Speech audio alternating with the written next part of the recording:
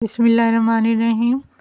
جب زلیخا یوسف علیہ السلام کو بھولنے کی ہر کوشش میں ناکام ہو گئی تو اس نے یوسف علیہ السلام کو قابو کرنے کے طریقوں پر سوچنا شروع کر دیا۔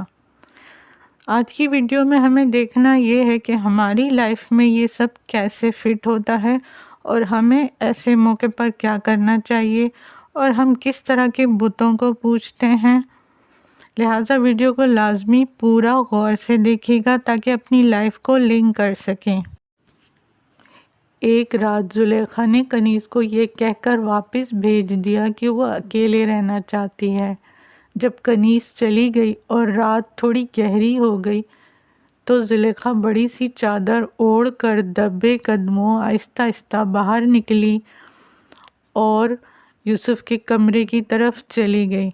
پھر وہ باہر کھڑے ہو کر آواز سنتی ہے کہ یوسف علیہ السلام اپنے آسمانی خدا سے باتیں کر رہے ہوتے ہیں کہ اے خدا، میں اپنے آپ کو تیرے حوالے کرتا ہوں، مجھے اکیلا نہ چھوڑنا۔ میں جانتا ہوں کہ میرے کاموں میں تمام کامیابیاں اور لوگوں کے دلوں کا میری طرف مائل ہونا یہ سب تیری طرف سے ہے۔ کہیں ایسا نہ ہو کہ میں اس پھیلائے ہوئے جال میں الجھ کر رہ جاؤں۔ زلیخا یہ سب سن رہی ہوتی ہے کہ اچانک پیچھے سے کنیز آ گئی۔ زلیخا کو بے انتہا غصہ آیا کیونکہ وہ منع کر چکی تھی، لہٰذا اس نے کنیز کو خوب جھاڑ پلا دی اور خوب ڈرایا دھمکایا۔ اس کے بعد بھی زلیخا کی پریشانی بڑھتی ہی رہی۔ وہ باہر صحن میں جا کر بیٹھ گئی۔ کنیز پھر آ گئی اور اس نے ڈرتے ڈرتے مشورہ دیا کہ جیسے یوسف آدھی رات کو اپنے خدا سے راز و نیاز کرتا ہے، کیوں نہ آپ بھی اپنے آمون بت سے دعا کریں۔ یہ آئیڈیا زلیخا کو پسند آیا اور وہ آدھی رات کو ہی موبت چلی گئی، مگر ان کا بت تو رات کو سوتا ہے، یہ کہہ کر کاہن نے عبادت سے روکا تو وہ غصہ ہو گئی اور غصے میں بت کو اٹھا کر گھر لے آئی تاکہ جب چاہے یوسف کی طرح اپنے خدا سے بات کر سکے۔ یہ تمام کارروائیاں زلیخا کے شوہر چھپ کر دیکھتے رہے۔ وہ بت سے بولی، اگر مجھے یوسف سے ملا دے تو دولت کے ڈھیر اس کے قدموں میں ڈال دوں گی۔ لیکن اگلے ہی لمحے زلیخا چڑ کر بولی کہ پتہ نہیں یہ میری مدد کرتا کیوں نہیں ہے۔ کنیز بولی، نہیں نہیں، آپ کی تو جو بھی عزت اور برتری ہے پورے مصر میں اور اس قصر والوں میں، سب اس آمون کی دی ہوئی عزت ہی تو ہے۔ زلیخا غصے سے بولی، کون سی عزت؟ اس آمون نے تو مجھے اتنا حقیر کر دیا، وہ بھی ایک غلام کے سامنے اتنا گرا دیا جیسے میں کوئی کوڑی یا جزامی ہوں کہ وہ ایک نظر بھی نہیں ڈال سکتا مجھ پہ۔ یہ کیسی برتری ہے میری؟ کنیز نے پھر جلتی پر تیل ڈالنے کا کام کیا اور بولی، وہ آپ کا غلام ہے اور ہر طرح سے تابع دار ہے، آپ کو جھکنے کی کیا ضرورت ہے؟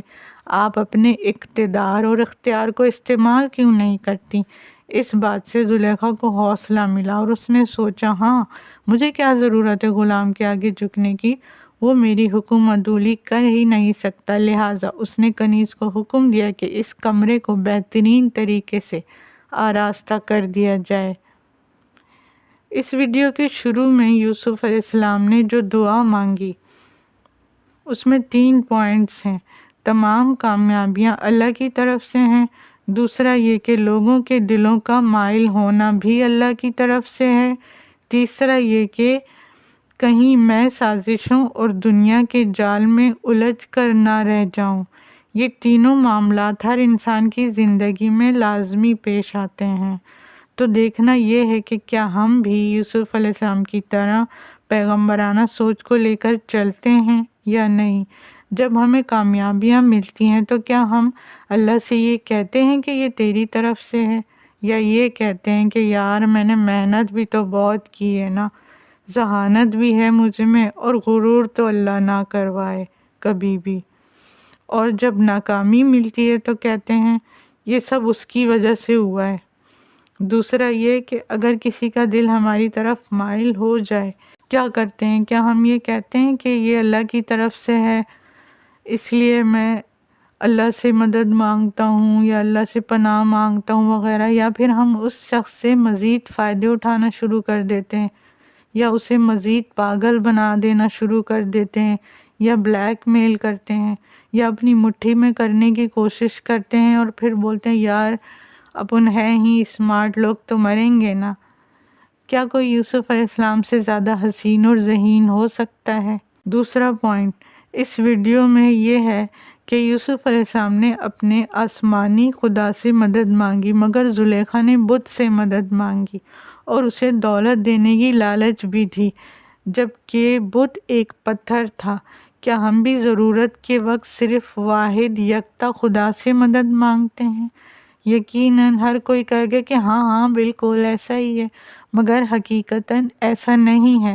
ہم بھی بتوں ہی کے پاس مدد کے لیے جاتے ہیں، ہم مٹی کے انسان کے پاس مدد کے لیے جاتے ہیں، ہم دولت والوں کی توجہ حاصل کرنے کے لیے ان کی خوشامد اور ان سے دوستی کرتے ہیں، ہم شہرت اور طاقت والوں سے تعلق بناتے ہیں تاکہ وہ ہماری مدد کریں۔ اگر یہ جھوٹ ہے تو کمنٹس میں آ کے بتائیں کہ کیا یہ اللہ کے ساتھ دھوکہ اور منافقت نہیں ہے؟ کیا انسان بھی مٹی کا محض ایک بت نہیں ہے، بے بس اور لاچار بت؟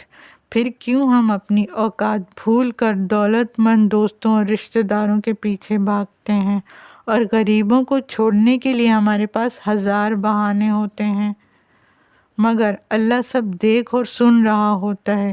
اللہ کو ہمارے جھوٹے سجدوں کی ضرورت نہیں، نیک نیت بھی دیکھی جاتی ہے۔